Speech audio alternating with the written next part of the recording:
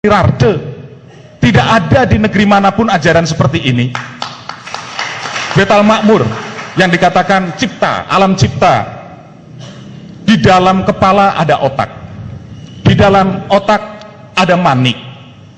Di dalam manik ada budi. Di dalam budi ada nafsu. Di dalam nafsu ada sukma. Di dalam sukma ada rasa. Di dalam rasa ada ingsun. Pencapaian rasa ingsun yang harus dicapai, Pak. Di alam rasa juga demikian, sehingga masing-masing ini yang dikatakan ada 7 unsur yang dikatakan nembusi bumi sapitu, langit sapitu.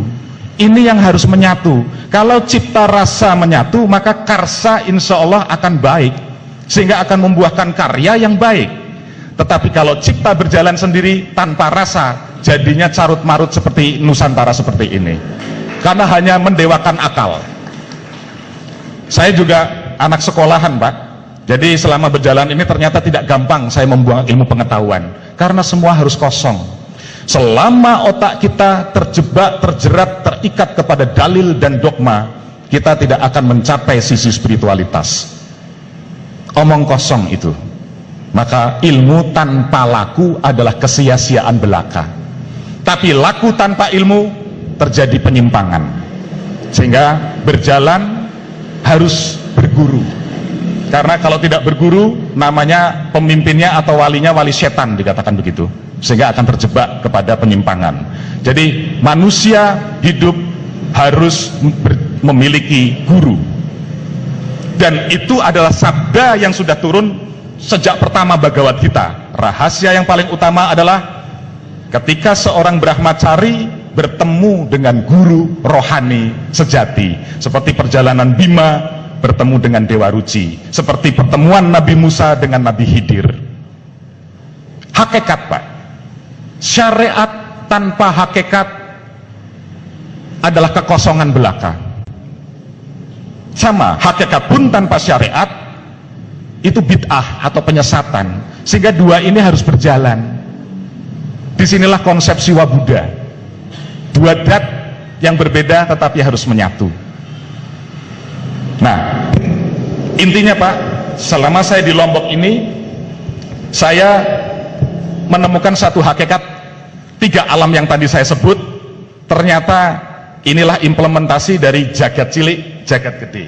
Sehingga Nusantara sebagai tubuh manusia, 3 alamnya ada di Jawa, Bali, Lombok. Inilah roh Nusantara. Jawa, Bali, Lombok adalah Jabal. Jabal itu adalah gunung yang kokoh, Jabal Nur. Segitiga. Segitiga adalah gunung. Segitiga adalah candi. Sehingga segitiga ini, gunung itu adalah lambang jati diri manusia. Sehingga ketika itu Nabi Musa pun ingin bertemu dengan Allah, pandanglah bukit itu. Ini yang menjadi kauruh di dalam meditasi. Ketika kita konsentrasi, kita harus melihat ujung hidung kita, itu segitiga, Pak. Artinya kita memandang diri sendiri. Sehingga Lombok, kalau di dalam kauruh Jawa, di dalam ritual Jawa, dipasang paling atas pada tumpeng, sehingga Lombok sebagai alam cipta. Sehingga saya bilang secara spiritual kami mendirikan Narayana, kemudian ada satu tetenger yang harus kami dirikan. Ini merupakan satu bukti yang tadi bapak-bapak sudah katakan. Apa yang bisa kita perbuat? Apa yang bisa kita buat? Jangan tanya apa yang bisa kau dapatkan dari negeri ini, dari Ibu Pertiwi, tapi tanyalah apa yang bisa kita berikan kepada Ibu Pertiwi. Disitulah konsep dharma, Pak. Disitulah konsep bakti. Setelah manusia memahami ilmu yang tinggi sekalipun, ujung-ujungnya adalah bakti. Bakti adalah menggerakkan roda dharma untuk menjalani karma, menggapai moksa.